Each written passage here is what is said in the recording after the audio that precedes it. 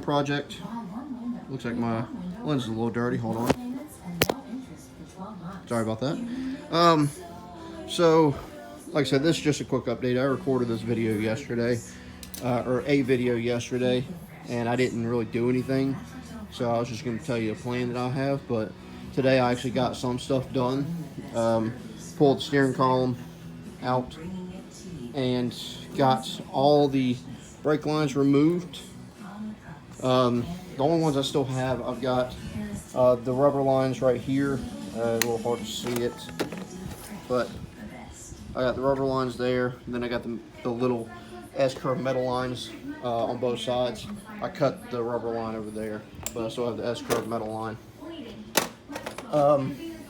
I also got this homemade tow bar off. I am going to end up leaving this push bar on there, little brush guard. I actually kind of like it, but I'm going to clean it up, of course, because those welds over there are garbage. So, of course, I'm going to clean all that up. I'm contemplating taking those brackets off there. I'm not sure yet. One thing I was struggling with, and like an idiot, I completely forgot about this, is I could not get this rear wheel off. And yes, they do have the Mutt wheels on there, and this is how I bought it. And yes, I know they're not correct wheels, and I will get the correct wheels for it.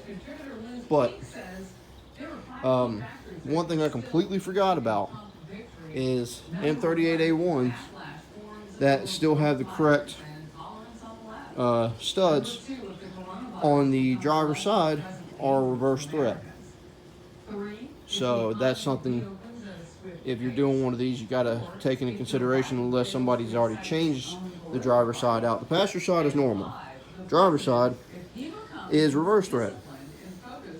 So, which means in order to take it off, you got to do opposite of what you normally do. So, set your impact or ratchet or whatever to tight, and it'll come right off. So I rounded off one lug nut down there when I forgot about it, and I was using a impact, and I finally got it off. I ended up, actually, it's right here. So I took a little cheap ass Husky. I think this was a 9/16. Oh yeah, there's size. Can't really see it too well, or I'm sorry, 11/16. The studs are 3/4, but they're normally 3/4. I hammered a 11/16 socket on there with a small sledge right down there, and was able to use a long ratchet and just put my weight on it and get it to break loose. And you gotta be careful when you're doing that, because, well, since there's no powertrain or anything in here, the frame just moves. It rolls so easily. So there's an ATV sitting right back there. You can see the cable of it right there. I just hooked the cable to the front of the frame, kind of tightened the cable up, and then just was able to get that off. So this was one of the main things that was slowing me down. So I got that off. I'll end up beating that out. I might have ruined that socket, but I don't care. It was a cheap Husky socket.